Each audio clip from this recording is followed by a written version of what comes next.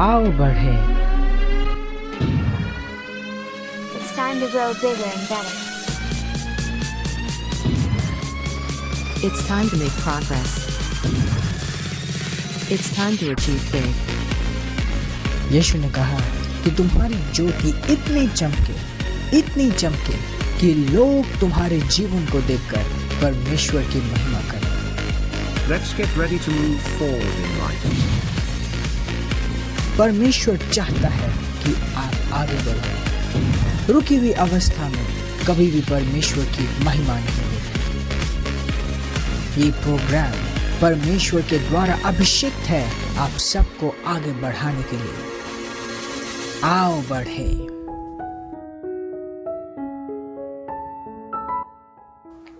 Praise the Lord. यीशु के सुंदर और महान नाम में मैं आज फिर से आप सबका स्वागत करती हूँ हमारे सुंदर प्रोग्राम आओ बढ़े में, जहाँ हम परमेश्वर के वचन और उसकी आत्मा में आगे बढ़ाए जाएंगे परमेश्वर के वचन के ज्ञान के द्वारा। बाइबल 1 कुरिन्थियों 15:57 में कहती है कि परमेश्वर का धन्यवाद हो जिसने हमें मसीह यीशु के द्वारा विजय दी है।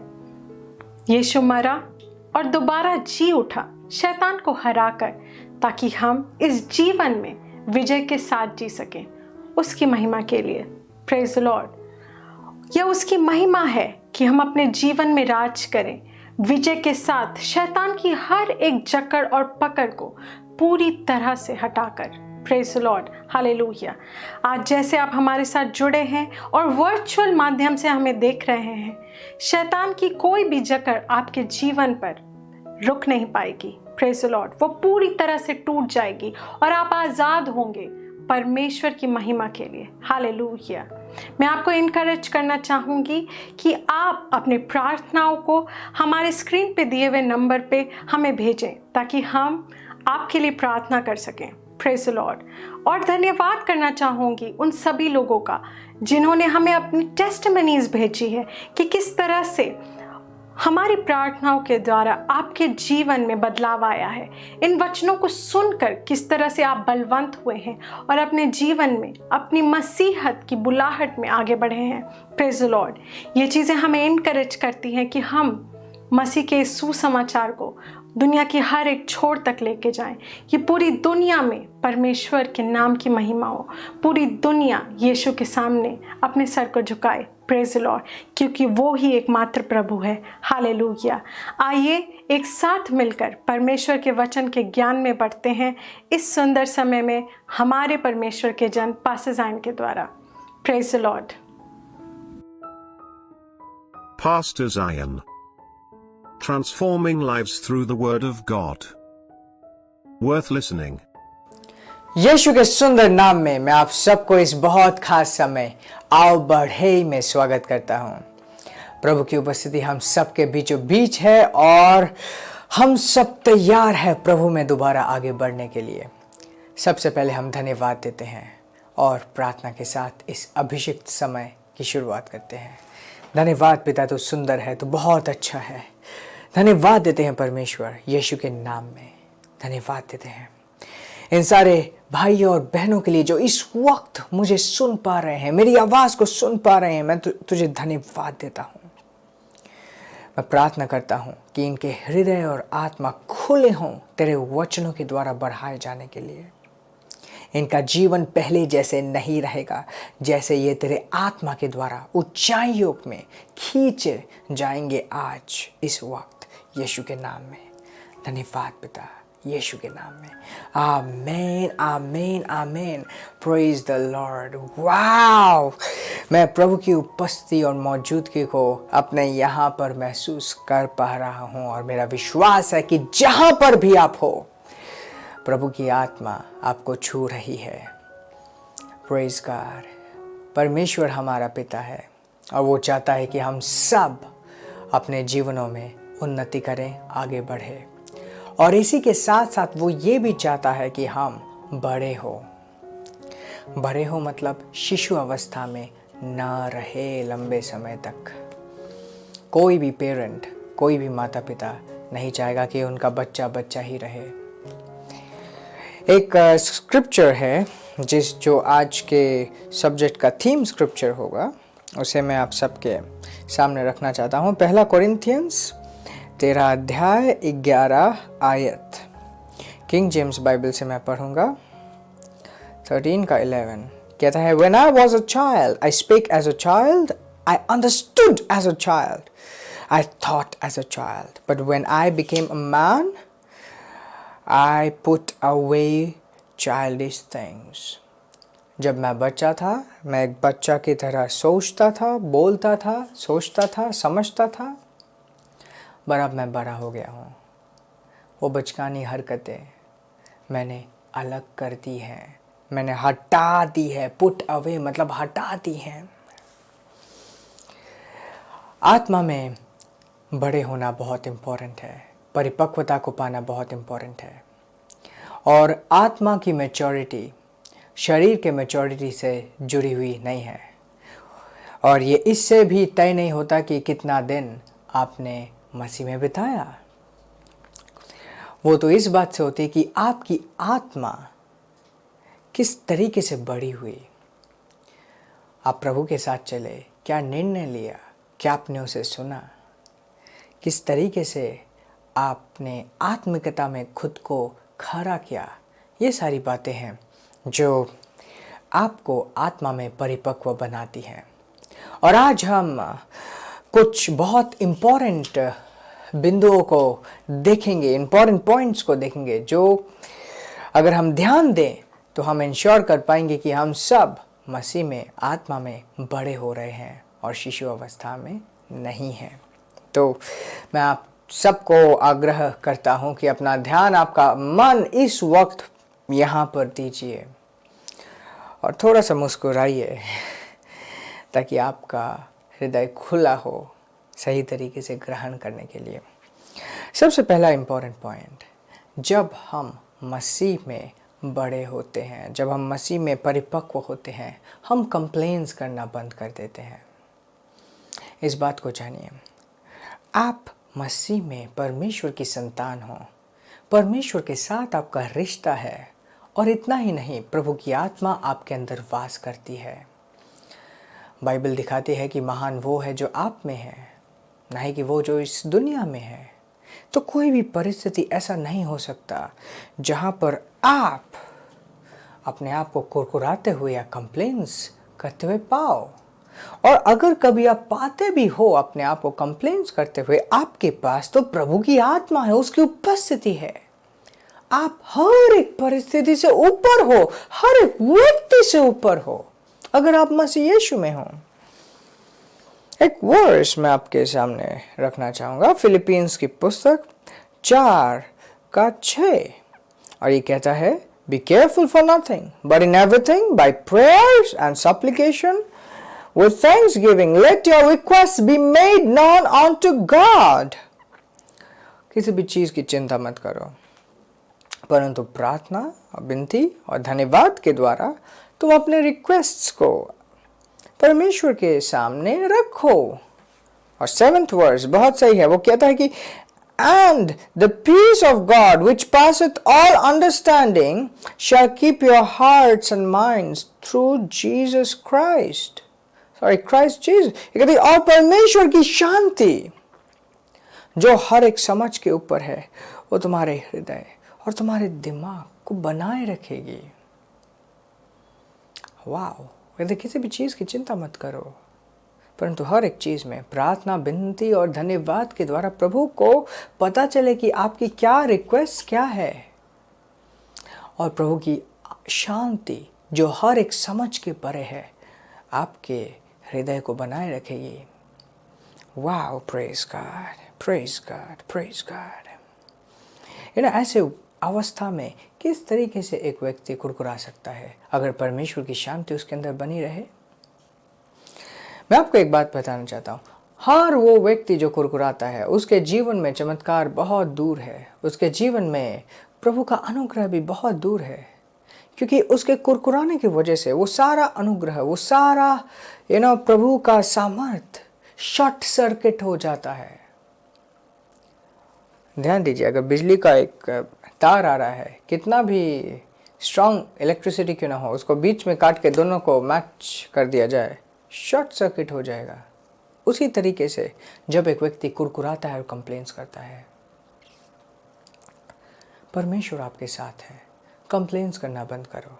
परमेश्वर आपके साथ है, कुरकुराना बंद करो। और ये कुरकुराना सिर्फ परमेश्वर के प्रति ही नहीं, हर एक चीज के, कोई भी चीज के प्रति। कोई एक व्यक्ति कैसे कैसे ध्यान दीजिए, कैसे आपको तंग कर सकता है, कैसे आपको परेशान कर सकता है, अगर परमेश्वर की आत्मा आपके साथ हो। आप तो उन सब से बड़े हो, उन सब से बड़े हो। अगर आप मसीह में हो, महान वो है जो आप में है, नहीं कि वो जो इस संसार में है। महान वो है जो आप में है, नहीं कि वो जो इस संसार में है। अगर आप मसीह में हो, उसकी शांति आपके अंदर वास करे। नाउ सेकंड बिंदु, पहला पॉइंट था कि हमें कुरकुराना और कंप्लेंट्स नहीं करना। पहले पॉइंट से आपने क्या सीखा? बकायदा मैं कहना चाहता हूँ, इसे लिख लीजिए आप, क्योंकि जब आप लिख लेते हैं मतलब आपने निर्णय ले लिया कि आप अपने जीवन में आगे बढ़ने वाले हो, आप परिपक्व होने वाले हो, बड़े होने वाले हो। आप अपने जीवन में शिशु अवस्था की बातों को अलग हटाने वाले हो। तो कुरकुराना एक बचकानी बात है, कंप्लेंट्स करना एक बचकानी बात है। Praise God. अब सेकंड पॉइंट जो मैं कहना चाहता हूँ वो है सही बोलना। बचकानी बातें नहीं, सही। इसको मैं याकूब की पुस्तक 3:2 से पढ़ूंगा, और जो कहता है, for in many things we offend all, if any man offend not in words the same is a perfect man and able also to bridle the whole body. हर एक व्यक्ति बहुत से लोग अलग अलग बातों में गलतियां करते हैं, परंतु कोई अगर अपने बोली में गलती ना करे तो वही एक सिद्ध व्यक्ति है, वो बाकी शरीर को भी नियंत्रण कर सकता है। ध्यान दीजिए, आपके जो शब्द हैं, आप जो अपने मुंह से बोलते हैं, वो आपसे अलग नहीं हैं। आपके जो शब्द हैं वो आपकी आत्मा से निकलते हैं, आपके भविष्य को निर्मित करते हैं। आपके भविष्य को, आने वाला कल कैसा होगा, वो उसके ऊपर तय करेगा कि कौन से वचन आपने आज बोले हैं। जब व्यक्ति अपने डर को अंगीकार करता है, मुंह से अपने डर के बारे में बोलता है, वो चीज उसके जीवन में पूरी हो जाती है। उसी तरीके से जब एक व्यक्ति अपने सपनों को अंगीकार करता है, बोलता है, घोषित करता है अपने सपनों को, वो सपने उसके जीवन में पूरे हो जाते हैं। Oh hallelujah. और इसलिए बहुत इंपॉर्टेंट है कि आप परमेश्वर के वचन के ऊपर मनन करना सीखो, ताकि आपका बोली बदले। सिर्फ दिन रात बैठकर वचन को सुनना काफी नहीं है। ज्यादा कोई व्यक्ति अगर खा ले, उसका पेट खराब हो जाता है।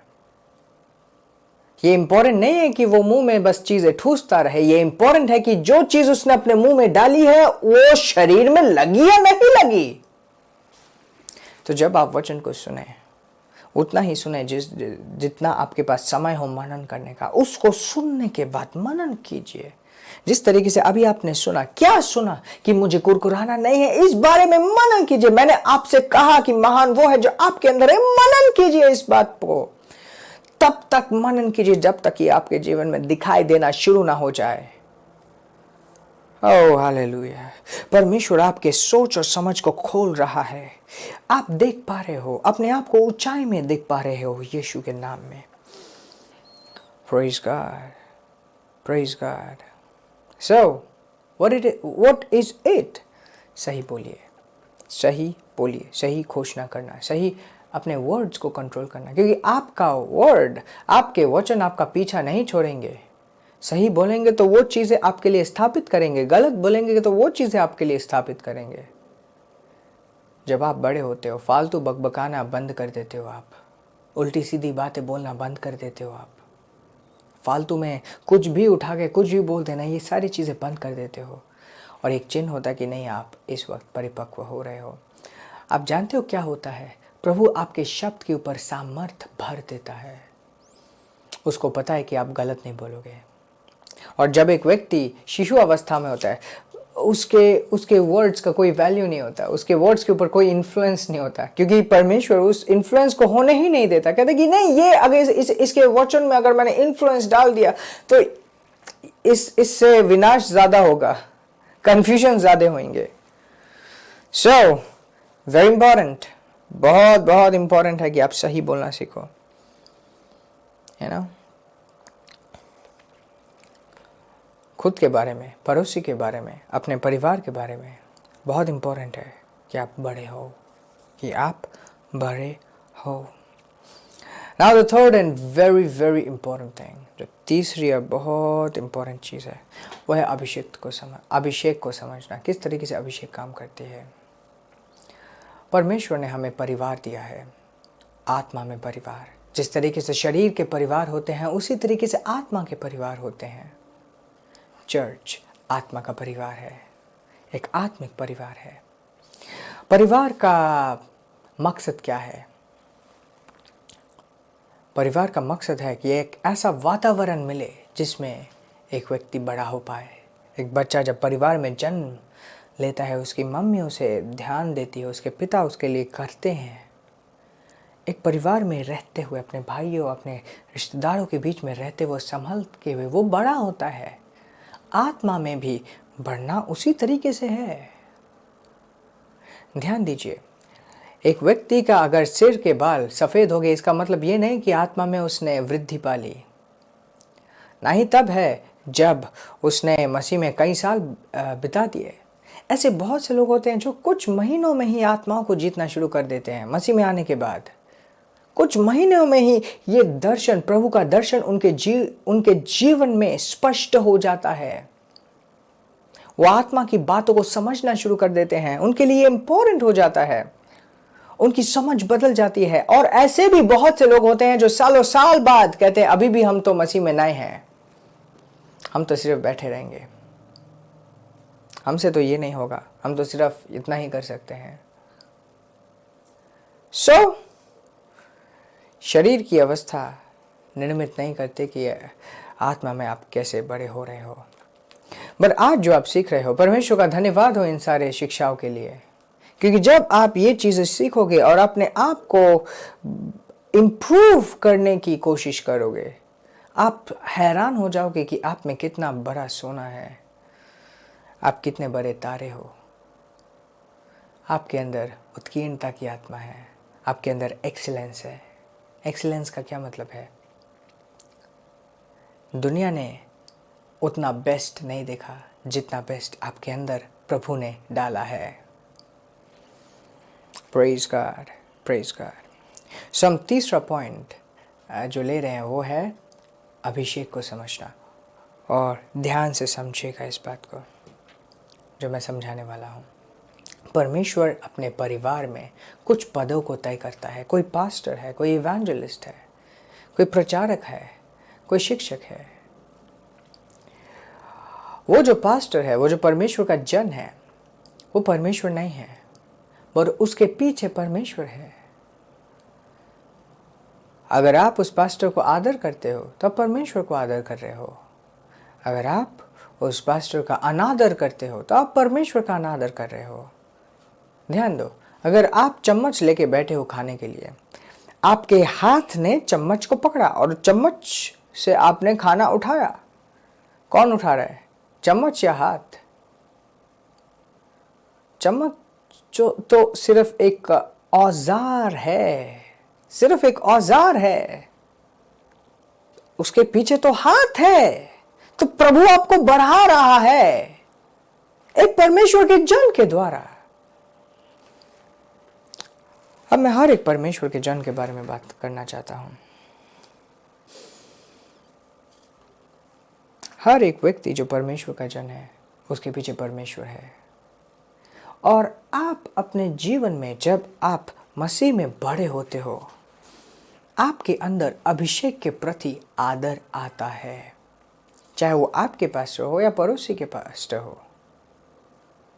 आप एक परमेश्वर के जन और परमेश्वर की चीज़ों को आदरणीय रूप से लेते हो। परमेश्वर की चीज़ों को एक व्यक्ति जो अभिषिक्त या तो पवित्र चीज़ों का मजाक उड़ा रहा है, उसके जीवन में अभिषेक काम नहीं कर सकता, क्योंकि जो अभिषेक दूसरे के जीवन में काम कर रहा है, ये वही अभिषेक है जो उसके जीवन में भी काम कर रहेगा। बट जब वो दूसरे के जीवन में देखते हुए मजाक उड़ा रहा है, उसका खुद का जीवन भी मजाक बन जाता है। साम्स की पुस्तक 105 का 15।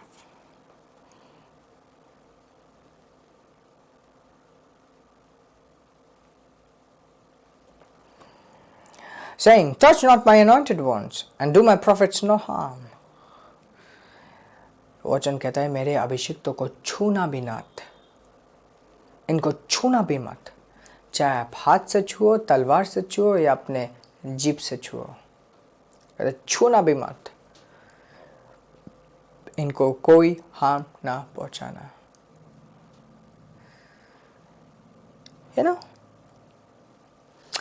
पूरा वचन, पूरा शास्त्र, बाइबल भरा हुआ है। देखो उसके साथ क्या हुआ जो अभिषिक्तों के साथ मजाक करता था। देखो उन लोगों के साथ क्या हुआ जो अभिषिक्तों के खिलाफ खड़े होने के लिए आया। उन्हें लगा कि वो एक इंसान के खिलाफ खड़ा हुआ है, उन्हें पता नहीं था कि उस इंसान के पीछे परमेश्वर है। अभिषेक का ज्ञान बहुत इंपॉर्टेंट है। अभिषेक का ज्ञान बहुत इंपॉर्टेंट है। It's very important, very important. अभिषेक का क्या मतलब है? इसको परमेश्वर ने अपने लिए अलग किया है। That is Abhishek. Praise God. Now genesis की पुस्तक 12 का 3।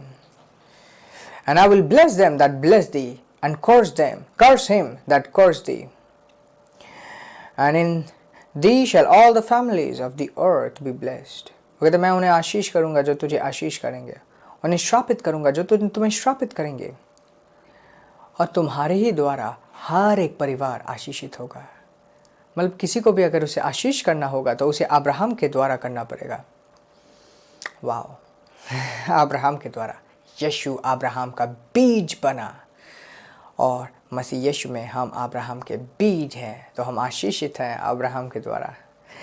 Praise God. बट देन ये अभिषेक, ये जो अभिषेक है ये बहुत इंपॉर्टेंट है। परमेश्वर ने कहा कि मैं आशीष करूंगा उन्हें जो तुम्हें आशीष करेंगे, और श्रापित करूंगा उन्हें जो तुम्हें श्रापित करेंगे। अगर कोई तुम्हें श्रापित करेगा तो क्या श्राप तुम्हारे ऊपर चढ़ेगा? नहीं चढ़ेगा, बट जरूर वो व्यक्ति श्रापित हो जाएगा जिसने तुम्हारे ऊपर श्राप किया है। नाउ क्या परमेश्वर श्रापित करता है? नहीं। क्या परमेश्वर की श्राप काम कर सकती है? यस। कैसे? जब एक व्यक्ति अभिषेक के साथ खिलवाड़ करना शुरू कर देता है, अभिषेक की बातों के बीच में कुछ भी बोलना शुरू कर देता है। हालेलुया। इसी बात को थोड़ा सा और सरल बनाते हुए ताकि आप अच्छे से समझ पाओ, रोमियो की पुस्तक 14 का 4। Romans 14:4। Who art thou that judgest another man's servant? कहता है कि कौन होते हो तुम किसी दूसरे के सेवक को जज करने वाले? जज मतलब नाप तोल करने वाले, उसको देखने वाले कि ये ठीक है या गलत है। कौन होते हो तुम? To his own master he standeth or falleth। वो अपने प्रभु के सामने खड़ा है या गिरा है। कौन होते हो तुम किसी दूसरे को जांचने वाले? कौन होते हो तुम? ये he shall be holden up। वो व्यक्ति तो खड़ा हो जाएगा। For God is able to make him stand। क्योंकि परमेश्वर उसे खड़ा करना जानता है। बट तुम कौन होते हो उसे जांचने वाले? Praise God, praise God। जब हम मसीह के देह को समझ नहीं पाते, जब हम इन अभिषेक को समझ नहीं पाते, बहुत बार यही चीज़ें हमारे खुद के विरुद्ध काम करने शुरू कर देती हैं, न जानते हुए। परमेश्वर का धन्यवाद हो कि आप इन सारी बातों को समझ रहे हो और सीख रहे हो। देखिए, मैं आप सबसे बहुत प्रेम करता हूँ और मैं चाहता हूँ, ये दिल से चाहता हूँ कि आप सब लोग अपने जीवन में बड़े हो और हमारा जो प्यारा देश है भारत, इस देश के द्वारा प्रभु यीशु मसीह जाना जाए कि ये वो देश है जहाँ पे परमेश्वर का सुसमाचार फैल रहा है। ये वो देश है जहाँ पे परमेश्वर की महिमा दिखाई दे रही है। और इस चीज़ के लिए बहुत इम्पोर्टेंट है कि हम सब जहाँ जहाँ पर हैं, हम सब अपने जीवन में उन्नति करें। So important, so important. कुछ ऐसे लोग हैं जो हमारे प्लेटफॉर्म्स में आके उल्टा सीधा बोलना शुरू कर देते हैं। मैं आप सब से भी बहुत प्रेम रखता हूँ और आप सब के लिए भी चाहता हूँ कि आप सब लोग आगे बढ़ो। आप में से बहुत से लोग परमेश्वर के सेवक भी हैं और अलग अलग समय में अलग अलग चीज़ें गलत तरीके से आप लिख के भेजते हैं। मैं आप लोगों से एक बात कहना चाहता हूँ, आप सब से एक बात कहना चाहता हूँ। जो व्यक्ति प्रभु यीशु मसीह से प्रेम करता है, वो व्यक्ति प्रभु के कार्य में देता भी है। हम जो यहाँ पर आए हैं, टेलीविज़न में आए हैं प्रचार करने के लिए, वचन को बढ़ाने के लिए, ये कोई बिजनेस नहीं है। और ध्यान दीजिए, अगर प्रभु ने स्वर्ग से हमें दिया नहीं होता तो हम यहाँ तक आए नहीं होते।